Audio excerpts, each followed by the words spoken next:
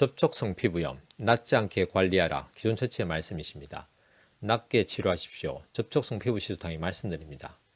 기존 처치에서 접촉성 피부염에 대한 복잡 다양한 견해가 피력되고 있습니다. 그러나 최종적인 결론은 접촉성 피부염은 낫지 않는다입니다. 그러기에 어쩔 수 없이 접촉성 피부염은 한번 발생하면 낫지 않게 관리해야 한다라고 말씀하십니다. 접촉성 피부 시소탕은 말씀드립니다. 접촉성 피부염은 낫습니다. 치료하시면 되십니다. 라고. 기존 처치가 처음부터 접촉성 피부염은 낫지 않는다는 결론에 이르지는 않았습니다. 기존 처치는 그 사이 숱한 시도들을 통해서 접촉성 피부염의 근원적 치료를 위해서 노력하였고 지금도 노력하고 있습니다.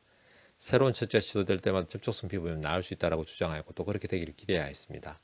그럼에도 불구하고 접촉성 피부염은 낫지 않는다는 결론에 이를 수밖에 없을 정도로 기존 처치 입장에서는 접촉성 피부염의 근원적 치료는 어렵습니다.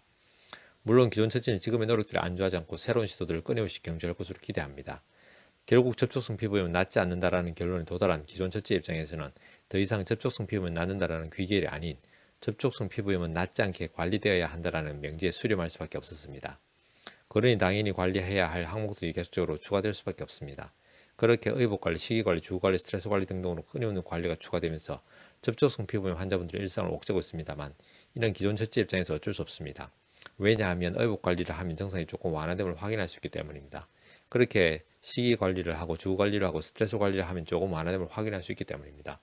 그러나 구체적으로 의복관리, 식이관리, 주거관리, 스트레스 관리 등등으로 접촉성 피부염을 관리해 보시면 때로는 증상이 완화되다가 때로는 증상이 악화됨을 알게 되십니다. 즉 알려진 관리법조차도 일관적인 증상의 완화에 도움이 되지 않는다는 사실을 확인하시게 되십니다.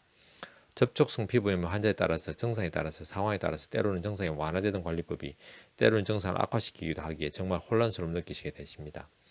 결론적으로 기존 처치의 입장에서는 접촉성 피부는 나을 수 없다. 그래서 관리되어야 한다.